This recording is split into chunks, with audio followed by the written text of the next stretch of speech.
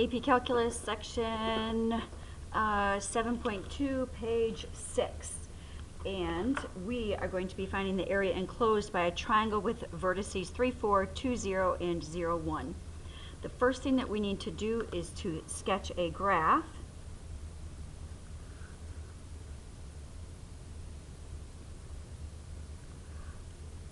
I'm actually going to line this out pretty specific so we have an accurate graph here.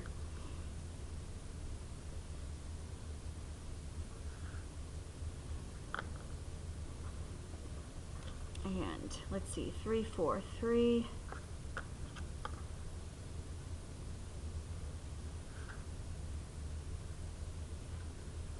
Three, 4, 2, 0, and 0, 1.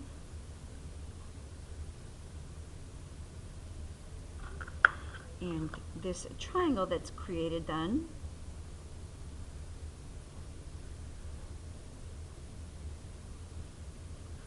looks like this.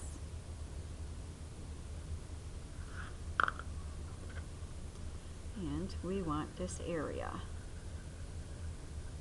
Yes, there are some geometry ways to do this, but we are going to go through the calculus way to find this area. And what I would strongly suggest you do is grab some colored pencils to darken up and change some color on these lines so that we can kind of get an idea of what's going on here. So I'm going to extend this line. I'm going to make it blue. Yeah, that's more of a purple. Let's go blue. And notice I am extending that beyond the edge of the triangle so that we can see that more as a line or a function. This one down here, green, you do not have to follow the same colors as I am. You don't even have to do color. I like the color though because I think it helps make things stand out a bit more. We'll make this last one red. So when we look at this then, looking at some color, I just want to make a rectangle. Alright, so looking through right here, if we have a rectangle here trying to find the area, then this is top minus bottom. Let's go blue minus green. And that's always blue minus green all the way through here until we get over on the other side of x equals 2. And on the other side of x equals 2, if that's our rectangle, blue's on the top, red on the bottom. If we go right minus left, then this way, that rectangle would be red minus blue. And it would stay red minus blue until we came down here and did, splitting right there, red minus green. I am going to set this up with dx, or our rectangle sitting this way. Most of us are better at seeing those rectangles if we do top minus bottom. So that's how we'll set this one up. And setting this up for then the area for this first part was blue minus green.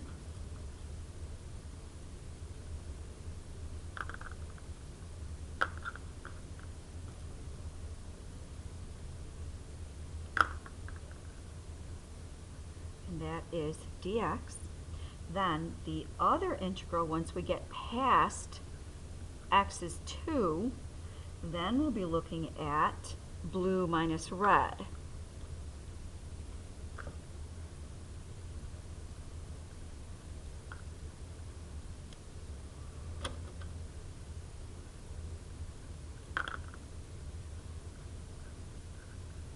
Still all dx. Bounds. For this first one, from blue minus green, that's valid from x is 0 up to x is 2. And the top function blue minus the bottom function red, that's valid from x is 2 up to x is 3.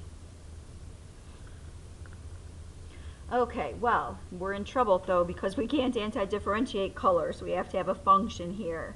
So let's go back and calculate the equations of these lines. This blue line right here, we can read the y-intercept as 1. Slope is 1. So this equation is x plus 1. This equation down here, or this line down here, we can read the y-intercept as 1, slope negative 1/2. So we have negative 1/2 x plus 1. This line right over here, let's see, we cannot see a y-intercept, but we can read the slope as 4. Now, you can, a couple ways to do this. You could kind of extend this line back and kind of count or maneuver through here and figure out that the y-intercept is negative 8. If that bothers you, or you don't see how I did it, then go back to point slope form of a line. Y minus y sub 1 is m times x minus x sub 1. You know the slope is 4. And then just put in either point that is on this line. So either put in 2, 0 or 3, 4. I'm going to use 2, 0. And you should see that that line is y equals 4x minus 8. All right, now we can transfer back and put in our lines. This blue function is x plus 1. And we are going to subtract off the green function, which was negative 1/2 x plus 1. All of that dx plus then the integral from 2 to 3 of, again, the blue function, x plus 1 minus red, which was 4x minus 8. All of that dx. Before we anti-differentiate, let's go ahead and combine like terms in here. And let's see, we have x minus negative 1/2 x.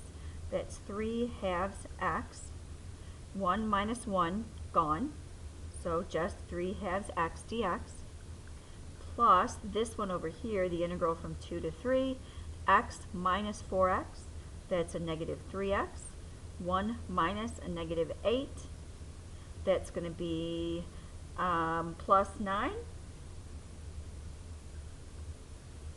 dx.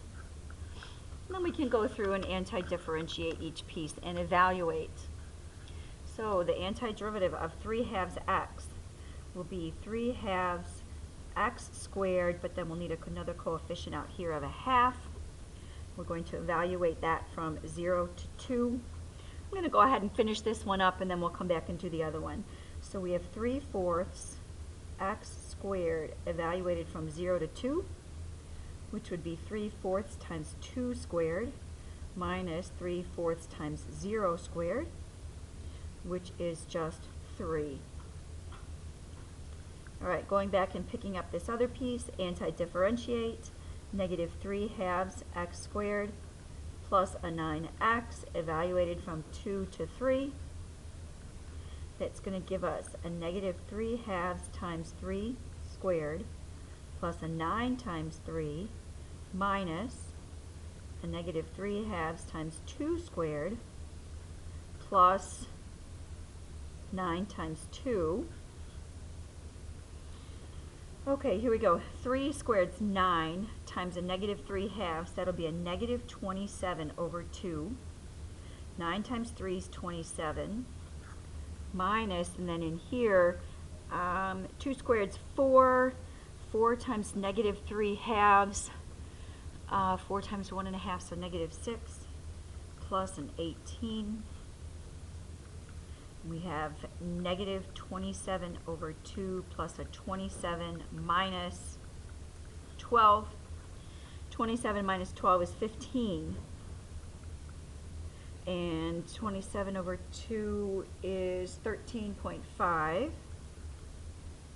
or negative 13.5. I just kept these separate so you could definitely see the two different pieces that we came up with. This one was 1.5 plus a 3, so 4.5 total area. Okay, just a comment here.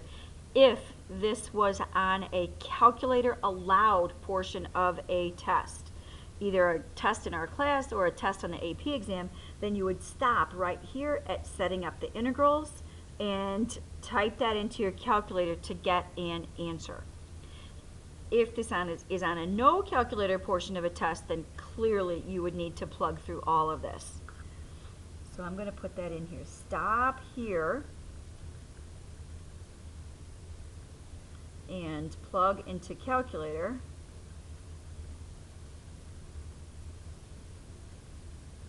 That's FNINT if this is a calculator allowed portion of a test.